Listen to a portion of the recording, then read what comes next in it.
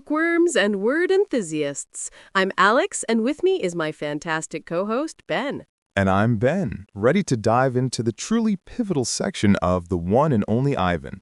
We're covering the chapters Bad Guys through the 7 o'clock show. We're focusing on the amazing language Ivan uses to describe his secret mission. Let's get straight to the powerful lines that really drive the action. Chapter Bad Guys. Alex, let's start with Mac's immediate reaction to seeing Ivan's painting. I'll bet I can get 30 for this picture, maybe even 40. That sentence instantly shows the conflict, doesn't it? Mac sees money while Ivan sees art in purpose. It sets up Ivan's thought process when he imagines himself as the hero who solves the problem. Mac turns on my TV. It's a Western. That means he is the sheriff, and he will be getting rid of all the bad guys. For vocabulary from this chapter, let's learn gaze, noun. It means a steady, intent look. You use gaze to describe a long, fixed look, often due to interest or concentration. The example sentence is, Mac's gaze falls on my pool. The second word is sheriff, noun. Its English definition is an elected officer responsible for keeping the peace and enforcing the law in a county. You use sheriff to describe a chief law enforcement officer. For example, that means he is the sheriff and he will be getting rid of all the bad guys. Chapter Add. This chapter has two incredible sentences. First, Ivan's confusion about the human world. I don't understand ads. They're not like Westerns where you know who the bad guy is supposed to be. That line shows that the reality of the human world is much more complex than a TV show. Then, the realization about the zoo. It's a wild cage, a zoo. I see where it begins and where it ends. The wall that says, you are this and we are that, and that is how it will always be. Ivan names the boundaries of his world, which is incredibly powerful. For vocabulary, let's learn earshot, noun. Its English definition is the range within which one can hear or be heard. You use earshot when discussing the distance at which a sound is audible. The example sentence is, good news, huh? Bob says when Mac's out of earshot.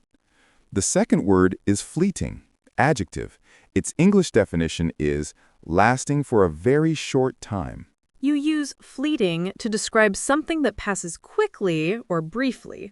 For example, even in just a few fleeting seconds on my TV screen, I can see that. Chapter Imagining.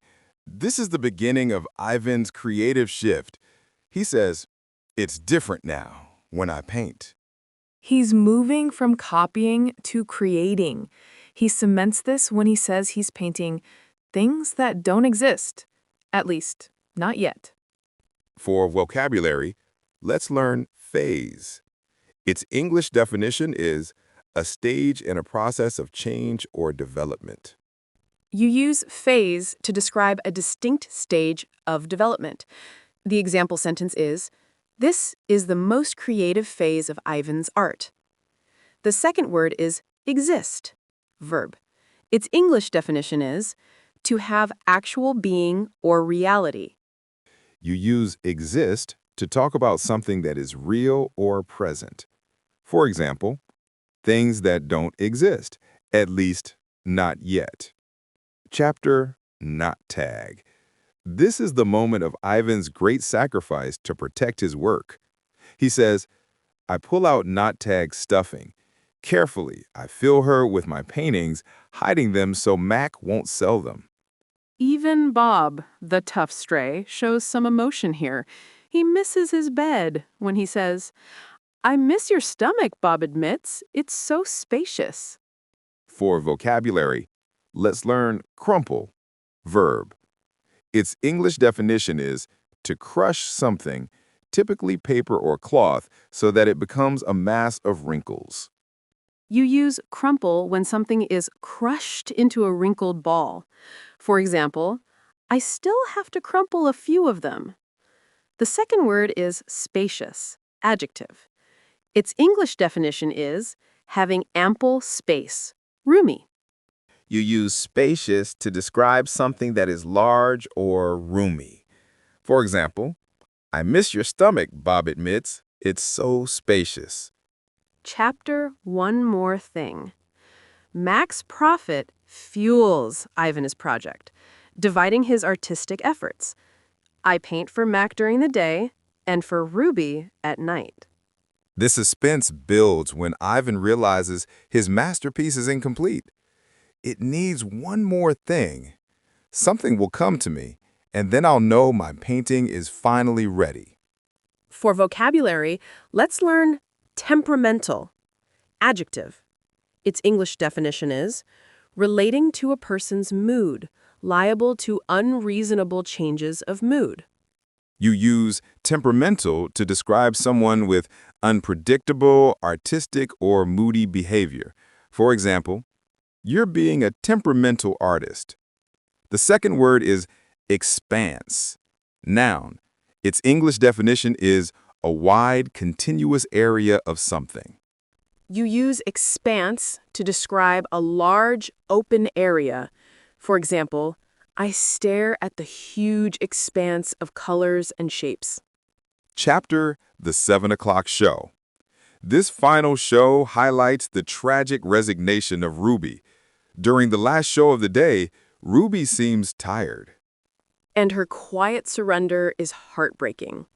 Ruby doesn't even flinch. She just keeps plodding along. For vocabulary, let's learn flinch. Verb.